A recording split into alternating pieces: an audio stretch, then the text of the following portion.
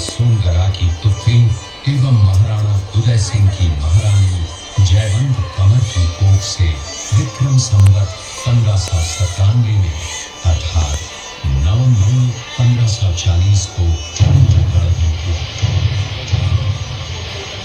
बाल्यकाल चित्तौड़गढ़ में गुजरा। सन 1567 में अकबर ने जब चित्तौड़गढ़ पर आक्रमण किया तो मेवाड़ के प्रमुख सरदारों और सेना नायकों के आग्रह पर महाराणा उदय सिंह ने चित्तौड़गढ़ छोड़ दिया। अपने देश, कुल, गौरव और मातृभूमि की मर्यादा के लिए प्राण न्योछावर करने वाले योद्धाओं और लड़नाओं से प्रताप ने न केवल सीख ली बल्कि ये घटना उनके जीवन का आधार बन गई। फरवरी 1572 को महाराणा उदय सिंह का देहांत हुआ। प्रताप की ज्येष्ठता और योग्यता को ध्यान में रखते हुए सरदारों ने उनको राजगद्दी पर आसीन किया। होली के दिन उनका गोगुंदा में राज तिलक हुआ। उस समय तक लगभग सभी राजाओं ने अकबर की अपील का स्वीकार कर ली थी। एकमात्र महाराणा प्रताप ने अपना मस्तक अकबर के आगे नहीं झुकाया। प्रताप मुगलों से लोहा लेने की तैयारी में जी जान से जुट गए। 18 जून 1576 की सुबह हल्दी घाटी और खमनोर के मध्य एक मैदान में ऐतिहासिक युद्ध हुआ। महाराणा प्रताप की सेना गोगुंदा से हल्दी घाटी पहुंची, जबकि सेनापति मानसिंह के नेतृत्व में मुगल सेना ने हल्दी घाटी के ठीक नीचे मैदान में अपना मोर्चा जमाया। मुगल सेना के हरावल दस्ते द्वारा घाटी में घुसपैठ करने के प्रयास की प्रतिक्रिया स्वरूप महाराणा प्रताप की सेना मुगलों पर टूट पड़ी। प्रताप के हरावल सैन्य दलों का नेतृत्व पठान हाकिम हासूर कर रहे थे। हीरू राणा, जो राणा पूंजा के नाम से भी जाने जाते हैं, उनके नेतृत्व में भील आदिवासियों में गोरिल्ला पद्धति से युद्ध करते हुए मुगलों के छक को छुड़ा दिया। देखते ही देखते शाही सेना में खलबली मच गई। रक्त तलाई, घोड़ों के कांपों, हाथियों की चिंगारों और तलवारों की झंकारों से गूंज उठी।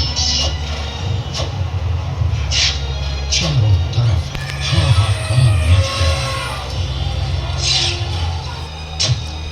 युद्ध का घटनाक्रम अचानक उस समय बदल गया जब प्रताप ने अपने घोड़े चेतक को एड़ लगाकर मानसिंह के हाथी पर चढ़ा दिया और उस पर भाले से भरपूर वार किया। मानसिंह हौदे में दुबक गया। हाथी से उतरते समय चेतक की एक टांग कट गई। इस स्थिति को भांपकर महाराणा प्रताप के हमशक्ल सेनापति झालामान ने महाराणा प्रताप से आज्ञा लेकर उनका राजमुकुट धारण किया। मुगल सेना झालामान को महाराणा प्रताप समझकर उन पर टूट पड़ी और झालामान शहीद हो गए। उधर चेतक ने अपने स्वामी को 5 किलोमीटर तक 3 टांगों पर ही लेकर एक बरसाती नाले को पार किया। उसके पश्चात उसके प्राण पखेरु उड़ गए। इस युद्ध से महाराणा प्रताप के मन पर गहरा प्रभाव पड़ा। परिणाम स्वरूप उन्होंने मुगलों पर विजय प्राप्त करने तक राजसी ठाट बाट छोड़ने और पत्तों पर भोजन करने का प्रण लिया, जिसे उन्होंने जीवन भर निभाया। महाराणा प्रताप ने अपना सैन्य बल बढ़ाकर सर्वप्रथम अरावली पर्वत की घाटियों में बसे दिलेर पर चढ़ाई कर विजय प्राप्त की। इसके बाद कुंभलगढ़ पर भी विजय प्राप्त की। सिर्फ चित्तौड़गढ़ को छोड़कर सारे मेवाड़ को अपने अधीन कर लिया। कालांतर में महाराणा ने चावंड में अपनी राजधानी स्थापित की।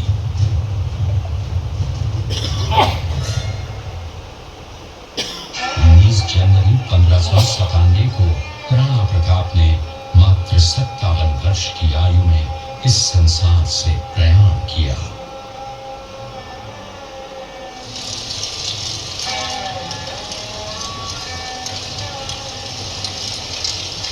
हल्दी घाटी का युद्ध एक सांप्रदायिक युद्ध न होकर आत्मसम्मान, मातृभूमि की स्वतंत्रता व स्वाधीनता का संघर्ष था। इसका प्रमाण ये है कि जहां पर अकबर की सेना के सेनापति जयपुर के राजा मानसिंह थे, वहीं पर महाराणा प्रताप की सेना के सेनापति काबुल के हाकिम खां सूर थे। महाराणा प्रताप स्वतंत्रता की वेदी पर एक ऐसा अंगारा था जो आत्मसम्मान व देश गौरव के लिए दिन रात जलता रहा, धधकता रहा और अंत में बुझकर भी उसने देश में ऐसा लौह भर दिया जिसकी प्रखर किरणों ने भारत माता को गुलामी की जंजीरों से मुक्त कराने के